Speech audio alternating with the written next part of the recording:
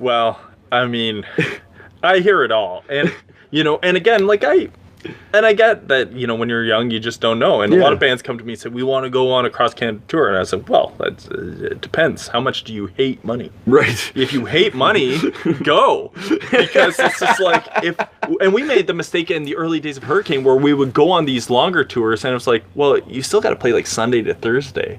And there's less loot. And especially when you don't have a lot of history. Right.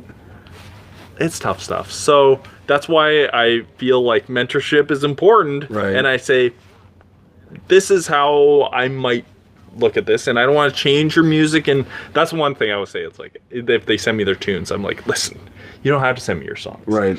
Like what I think of them is a 36-year-old guy is not, important. That's a weird concept to get into your head that it's like, no, at some point the music doesn't matter when it comes to this side of it. Yeah, exactly. Yeah. Yeah. And of course, and the music matters, but it doesn't matter here. Actually, I think George and I just had this argument yesterday where it was like, yeah, I know what you mean. It really matters and it's super important, except not right now, so shut up. Yes.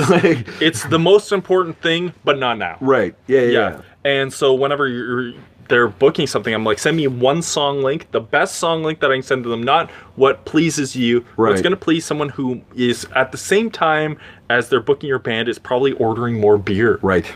They have limited amount of time. Yeah. Just like make it easy. Yeah. And I get it. Like at the beginning, I'm like, you don't have a lot of assets. You don't have a lot to work with, but we're just going to do our best here.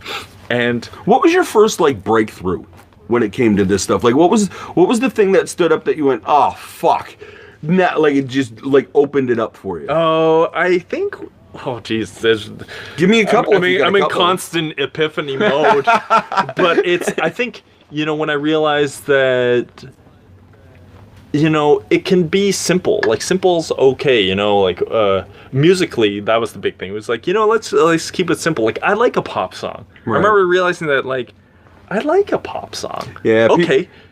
People forget that pop is short for popular. Yeah. and I like it. I was like, I like this. And this can still have horns, it still have substance, but still be simple enough that I like it. That was good. When I realized that, you don't need this giant crew all the time. You don't need to make it stressful. Right. That was my big thing was I don't want it to be stressful anymore. And now that one thing isn't stressful. It's just everything else. Be careful what you wish for because, success. You just might get it. Success is awesome. But I also look at it this way, when we are about to put out a record, we'll be so far in the hole to begin it, which is fine. Right. Because the money will come back in. But, I remember when I always say that a few things happened that changed the band, which are, we had a big changeover in personnel. And the older personnel were great, but Sylvie came in with this new crew, and we got a bunch of younger guys who were had less stuff on their plate and had the ambition to do it. Awesome. Number 2, I quit drinking. So one of the things that was really big for me was, I was a strong alcoholic for a long time, and I had a kid, and that changed some shit, which is great. And so whenever going out on the road wasn't about partying anymore, it was about getting it together, right. Make this a thing. And then I also realized that before Vegas Funeral, before my label existed, I remember just thinking we need a publicist, we need these things, who's going to fund it?